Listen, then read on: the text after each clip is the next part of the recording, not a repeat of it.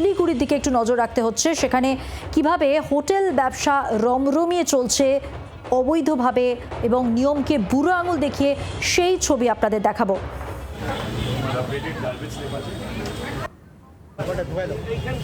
আর এখন যে ছবি আপনারা দেখতে পাচ্ছেন, মন্ত্রী শঙ্কর ঘোষ তিনি পৌঁছে গেছেন শিলিগুড়ির হোটেলগুলিতে।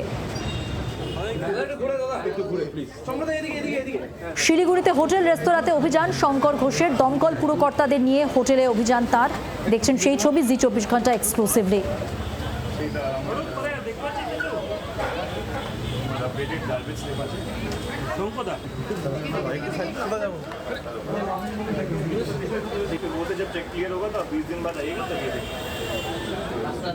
মন্ত্রী শঙ্কর ঘোষকে আপনারা দেখতে পাচ্ছেন, তিনি শিলিগুড়িতে হোটেল রেস্তোরাঁ অভিযানে দমকল পুরকর্তাদের নিয়ে।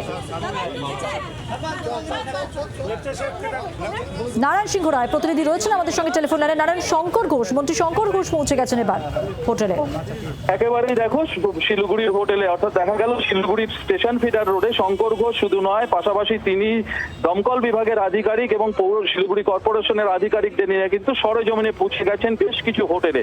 সেই সমস্ত হোটেলে খতিয়ে দেখছেন যাবতীয় নথি এবং ফায়ার যে সিস্টেম সেগুলো ঠিক আছে কিনা, এবং যাদের ঠিক নেই তাদের বলে এসছে 1 মাস সময় দিয়ে এসছে, এবং পাশাপাশি প্রশাসনিক কর্তা ব্যক্তিদেরও কিন্তু 1 মাস সময় বেঁধে দিয়েছে যে এই 1 মাসের মধ্যে চিহ্নিত করতে হবে কারা কারা অবৈধভাবে এইভাবে দীর্ঘ বছর ধরে ব্যবসা করছে, হোটেল ব্যবসা করছে, যাদের কোনো লাইসেন্স নেই, ফায়ার লাইসেন্স নেই, ফায়ার কোনো সিস্টেম নেই, সবগুলোকে চিহ্নিত করে কিন্তু সরকারিভাবে যা যা ব্যবস্থা নেওয়া নিতে বলা হয়েছে। নচেত কিন্তু শঙ্কর ঘোষ পুনরায় রাস্তায় নামবে এবং রাস্তায় নেমে কিন্তু তিনি যা ব্যবস্থা নেওয়া তাই নেবেন বলে জানিয়েছেন।